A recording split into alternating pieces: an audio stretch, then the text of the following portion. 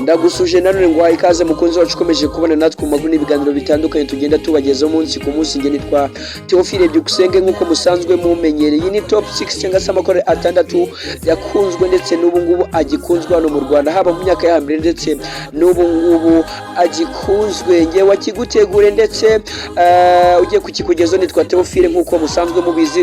Uru n'urutonde dukora cyangwa se dukoresha twifashishije imbuga za YouTube zitandukanye z'aya makorari nk'uko musanzwe mubizi. Gusa mwebwe mukunda gutarama cyangwa se mwebwe mubone ibyishimo aruko mwaririmbiwe cyangwa se mwarimbye, ntago nareka kukubwira ngo inkuru nziza igufite igitaramo cyiza ku itariki ya 4 z'ukwezi kwa 12 aho azaba harimo amakuru atandukanye, ambassadors ukora ndetse n'ababimbuzi, tutibagiwe n'ibisonga bya Kristo ndetse n'andi makuru yose abarizwa muri intara ya Bibare. Rero ni byiza nibona ibyishimo nuko wataramye, byaba byiza ko wamara kugera waba wamaze gutegura neza cyangwa se kubukinga umwanya wawe cyangwa se kubukinga igihe cyawe kugira ngo uzabe uri hano kuri no rusengero rwa Bibare. Ahangira ngo tuzabe turi kumwe twese, ni inshingano zacu kukubwira ibyiza cyangwa se wakora ibyishimo. So reka dutangire top 6 ya makorari atandukanye ndetse mwakunze muri benshi.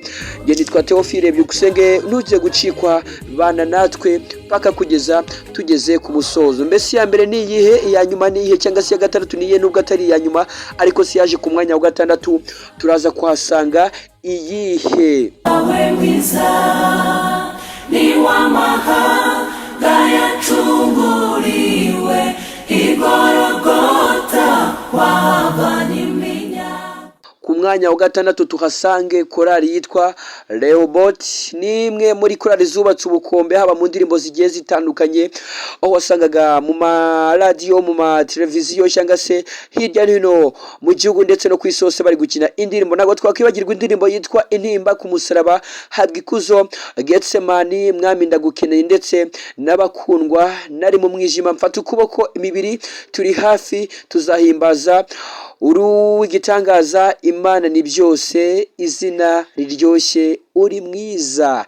Ndakeka izi ndirimbo utazizi cyangwa se uzikora Rehoboth ntago waba utazi izi ndirimbo. Ibi rero bigatuma iyi korari iza ku mwanya wa gatandatu w'indirimbo cyangwa se w'amakorari akunzwe ndetse yakunzwe hano mu Rwanda. Ku mwanya wa gatanu turaza kuhasanga twizeye kwigihe kigiye kugera, tongere turirimbana ribazima, numure kuko abapfuye bizeye yitwa Abagenzi. Mu ndirimbo zakunzwe batari bake n'abatari bake na benshi cyane, nk'iyi mumaze kumva Abasinziriye, ni zimwe mu korari cyangwa se mu ndirimbo cyangwa se muri korari zakunzwe n'abatari bake. Iyitwa Igihe nataye, Igihe gikomeye, Getsemani ndetse n'iki watanze, Mwana wa Damu. Ngira ngo izi ndirimbo bayo uzizi, waba uzi iyi korari yitwa Abagenzi, ndetse bikaza kwishira ku mwanya wa gatanu w'amakorari cyangwa se w'abavuga butumwa, reka tubita abavuga butumwa, nabo babiciye bigacika ndetse n'ubu ngubu bagikunzwe, bakaba barizwa ku ituro ry'Abadiventiste umunsi wa 7 ku Muhima, ndetse Rehoboth ikaba ari barizwa mu ituro rya ADPR. Reka tuze ku mwanya wa 4 tuze kuhasanga iyi ngiyi. Iyi muri kumva uyu munsi muri kano kanya ivuga gute? Si wawe wa nyuma, utekereza iki, uvuga wiki, witeguye ute nshuti yanjye? Bayita Jehova Jire nk'uko mumaze kumva. Ifite indirimbo zitandukanye yitwa Gumamo, Ikintu kinezeza, Intwari, Ingoma yawe, Ifeza n'izabu, Igihe cyiza, Nibwo bumana, Nkora ku maso ndetse n'izindi ndirimbo nyinshi zitandukanye zagiye zirimbwa n'iyi korari Jehova Jire, bikaza kwishyira ku mwanya wa 4 ndetse n'ubu ari korari igikunzwe na benshi batari bake. Nubwo mu minsi yashize cyangwa se mu mezi make ashize babuze umwe mu baririmbyi wari umwe mu bari bahagaze neza muri iyi korari, ariko twababwira ngo pole sana ndetse mwamaze no gukomera uko byamera kose. Reka twizere ko tuzahurira iwacu heza mu ijuru, nubwo nubwo mu isi tugira umubare ko duhumure Yesu yaranesheje. Reka tugere ku mwanya wa gatatu, turaza kwasanga iyi ngiyi nayo muri kumva muri kano kanya. Iyi ni iyi ngiyi ngira ngo muri kuyumva mu ijwi ryiza cyangwa se mu majwi meza. Ubusanzwe aba ni abaririmbyi b'abahanga.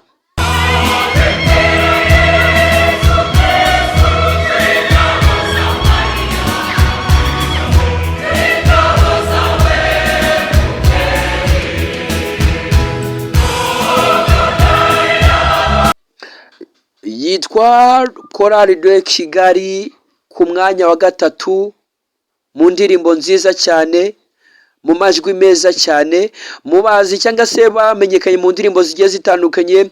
Mu ijuru hadutse ikimenyetso, umubyeyi, twarazwe, uri isugi, mwamikazi, umara hafi, Mariya yajyanwe mu ijuru, ndetse n'iyitwa Kundwa Mariya, ndetse n'izindi zigiye zitandukanye nk'uko mwagiye mwuzumva cyangwa se nk'iyi mwamaze kumva. Iyi korali kandi tubibutse ko buri ngarukamwaka isanzwe itegura igitaramo, ndetse bikaza gutuma iyi korali iza ku mwanya wa gatatu ya zimwe muri korali zihagaze neza, ndetse haba mu myaka yo hambere ndetse n'uyu munsi wa none. Ku mwanya wa gatatu se cyangwa se ku mwanya wa kabiri haraza iyihe korali? Iyi ngiyi muri kumva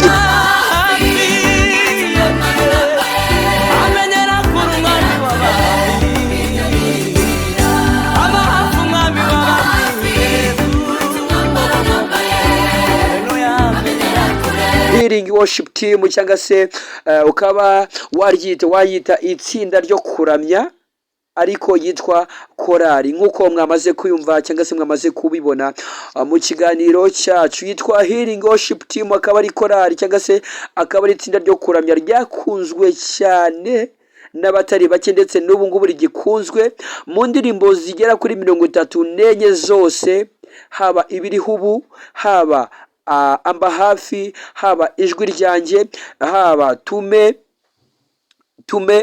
barikiwa, ndetse n'izindi zigiye zitandukanye, zikaza gushira iyi kora cyangwa se iri tsinda ryo kuramya cyangwa se iyi healing ku mwanya wa kabiri y'amakorali ahagaze neza, ndetse yakunzwe n'ubu ngubu agikunzwe n'abatari bake nk'uko mwamaze kubyumva. Ku mwanya wa mbere se turaza kwasanga iye. Niba uri kutwumva, duhe igitekerezo cyawe, utubwire iri ku mwanya wa mbere ni iyihe. Reka tube dukinnye kano karirimbo maze dutegereze iri ku mwanya wa mbere, nawe uduhe igitekerezo cyawe, utubwire iri ku mwanya wa mbere ukurikije urutonde rw'indirimbo cyangwa se urutonde rw'amakuru twamaze kubahiriza. Iri ku mwanya wa mbere yaba ari iyihe? Reka tube dukinnye kano karirimbo maze tuze tugaruka tubabwire iri ku mwanya wa mbere. Mu biganza byawe murengezi, niho twishyize muri ibi bihe, kuko turi mu bihe biruhije cyane kandi bigoye abagenzi, ndetse hambera abana b'abantu bagerageje gushyiraho icyerekezo. Ku mwanya wa mbere turaza kwasanga korali Ambassadors of Christ. Ni korali ibarizwa mu itorero ry'Abadiventiste umunsi wa karindwi ku itorero rya Remera cyangwa se Bilingual Church, ndetse iyi akaba ari korali yavutse hagati yo mu mwaka w'1996 hafi aho ngaho, ubwo u Rwanda rwari ruvuye mu bibazo nyuma ya jenoside yakorewe Abatutsi mu Rwanda, ndetse iyikoreza kwiyubaka mu bikorwa bigiye bitandukanye. Korali rero yakoze indirimbo nyinshi ariko zigera kuri zirenga 20, ndetse ikaba ifite n'amarubumu menshi cyane, harimo yitwa Hoziyana, Iwacu Heza, Hejuru mu kirere, ndetse Inzu y'Uwiteka, Yesu niwe Mwungeri, Ibyo unyuramo, Ibirihe, Imirimo yawe, Dufatane urunana, Uwera, Kwa muganga, Solange ndetse n'izindi tutabasha kurondora zitandukanye. Iyi korali ubu ngubu ibarizwa ku itorero ry'Abadiventiste umunsi wa karindwi hano mu Rwanda i Remera, ikaba imaze kugira indirimbo nyinshi ndetse z'amavideo haba amalirikisi. Iyi korali ikaba yaragiye mu bihugu bigiye bitandukanye, haba muri Tanzania, muri Amerika, ni mu bihugu byinshi muri Afurika y'Epfo, ndetse ikaba imaze kubaka ubukombe, bikaza gushyira korali Ambassadors ku mwanya wa mbere wa korali zikunzwe ndetse zakunzwe n'uyu munsi none zigikunzwe mu ndirimbo, haba mu buryo imyitwarire ndetse n'uburyo bagenda bashyira indirimbo zabo hanze. Reka tubashimire mwebwe twabanye, reka dukomeze twiyumvire kano karirimbo, ni akaririmbo keza cyane ka korali Abungeri kitwa 2020. Reka dukomeze tubeho neza ndetse tubifuze kugira ibihe byiza. Nitwa Byukusenge Theophile, reka nkwifuze kuzakomeza kubana natwe, kubana namwe mu biganiro by'ubutaha. Ciao ndagukunda cyane, ariko nkwibutse nanone we twatangiranye, niba utaruzi aho uzataramira ku isabato cyangwa se uzakora ibyishimo, tuzahurire mu Bibare, aha hazaba ari ibicika.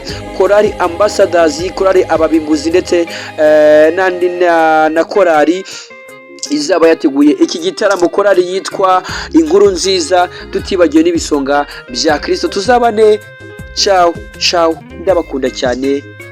Subscribe, share, comment ndetse bijye biranga mwebwe mudukurikira umunsi ku munsi, muzajye mubona byinshi bitandukanye tubagezaho. Ndabakunda cyane.